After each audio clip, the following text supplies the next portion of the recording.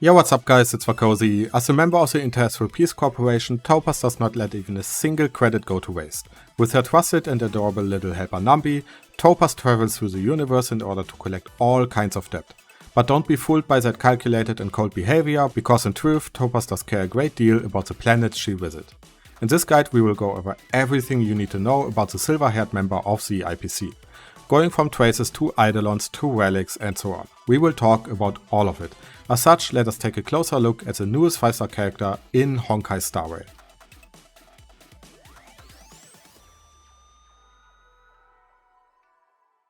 When it comes to Topaz traces, let us first talk about her talent. Trotter Market summons Numby at the start of every battle as its own individual unit. When taking action, Numby will launch a follow-up attack on a single enemy who is afflicted with Proof of Debt, or POT.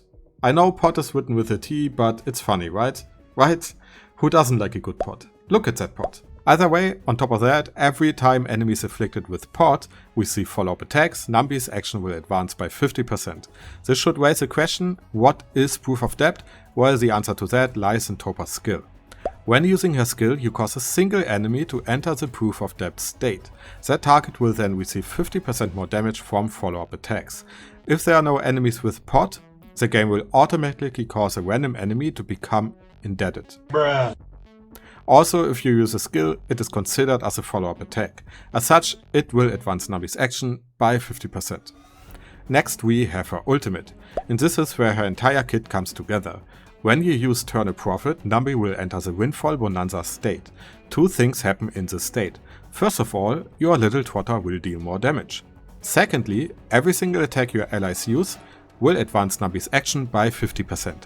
After Numby attacked twice while in the special state, he, she, it, they, I don't know, will exit the Bonanza state. Lastly, while in the ultimate state, Topaz will regenerate 10 energy for every attack Numby uses. That's one of her major traces, by the way. Of course, we still have her basic attack and technique to talk about. Her basic attack, just like in the case of Guinaifen, and there's a guide for her up as well by the way, is pretty much a normal attack at first glance. But if you take one of her major traces into consideration, it becomes quite good. Overdraft makes it so that her basic attack is considered as a follow-up attack. So basically, whenever you use her attack, you advance Numby's action by 50%. Speaking of major traces, we already talked about two of them, so let us now talk about the third one. Financial Turmoil increases the damage you do to targets with fire weakness by 15%. And that is all when it comes to her major traces. Lastly, we have her technique. And if I'm not mistaken, her technique is the first one that actually helps with outdoor content, because now you can see every treasure chest on the map. Or to be precise, Numby can see them. And like a greedy little trotter, Numby rushes towards a chest like there's no tomorrow. On top of that, you will earn extra credits when defeating enemies in the overworld, so in open world content, and you will also earn extra fragments when defeating enemies in the simulated universe. Of course, no technique is complete without helping you in combat. In the case of Topaz's technique, you gain 60 energy after Numby's first attack during the next battle.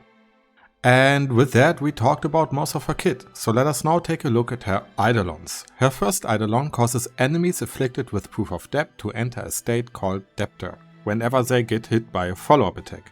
This state can stack up twice and causes your enemies to take 25% increased crit damage per stack.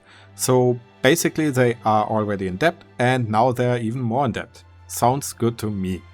Eidolon 2 causes Topaz to regenerate 5 energy whenever Numby launches a follow-up attack. That's kinda it. One thing to point out here is that Eidolon 2 is fairly good because it fixes her energy regeneration problem. Topaz 3rd and 5th Eidolon work as they always do, so nothing to talk about here. Eidolon 4 causes Topaz to advance her own action by 20% whenever Numby takes a turn, so more turns in a turn-based game. Sounds good. And lastly, Eidolon 6. First, it increases Numby's damage baseline, right? It's a damage increase. Secondly, Numby gains 1 more stack while in the Windfall Bonanza state, her ultimate state. And if you remember, Numby leaves that state after she attacked twice, while now she leaves that state after she attacked 3 times.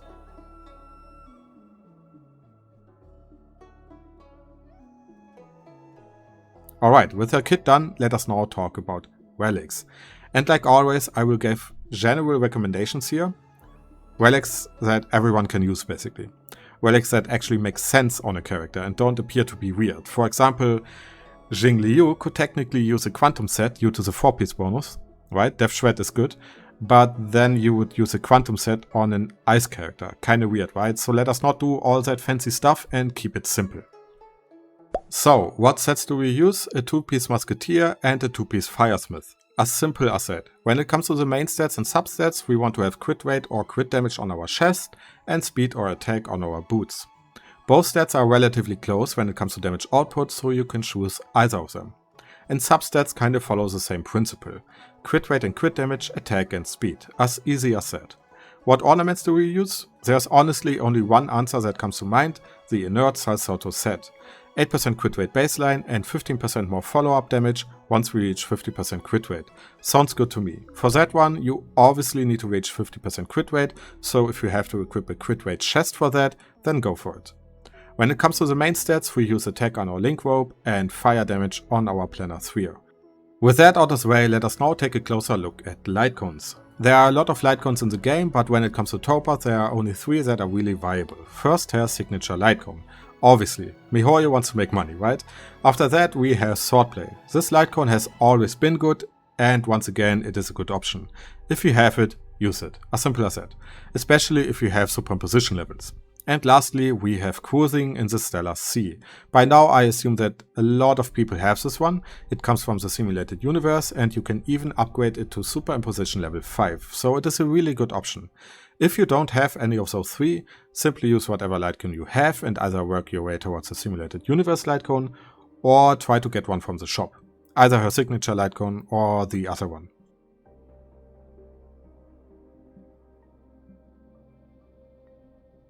Lastly, let us talk about team composition. There's a basic principle that we follow when it comes to setting up our team.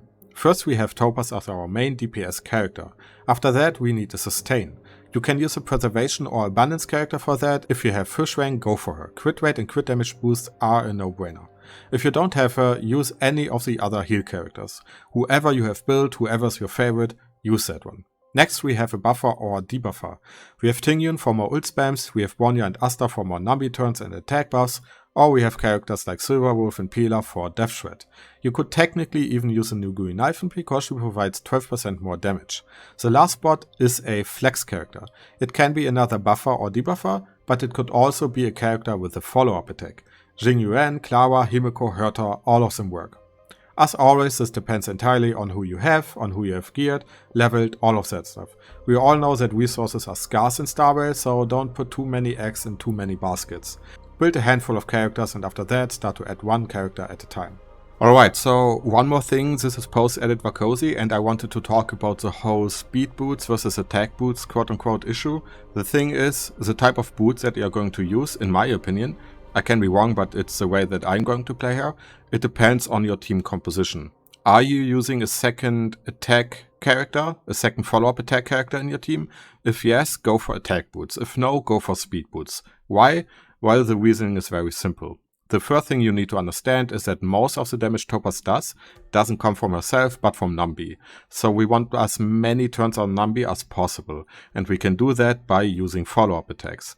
That is why we are using a second follow-up attack character. If we are not using one, then Topaz is the only one who can advance Numby's actions outside of the ultimate window. So TLDR, use attack boots if you're using a second follow-up attack character, use speed boots if you're not, because in that case you want Topaz to have as many turns as possible in order to advance Numby's actions. And with that, we are at the end of the guide. I hope you all had fun with the guide, I hope it was helpful, and if it was, then leave a like and a comment, all of that stuff. Topaz is an amazing character and I do think MiHoYo did a good job with her introduction. Because keep in mind, Topaz is the first character that does not belong to either Bellobox, the Space Station, the Stellaron Hunters or the Lofu. She belongs to the IPC. And with her, MiHoYo introduced a new playable faction to the game. And in my opinion, they did a good job with her.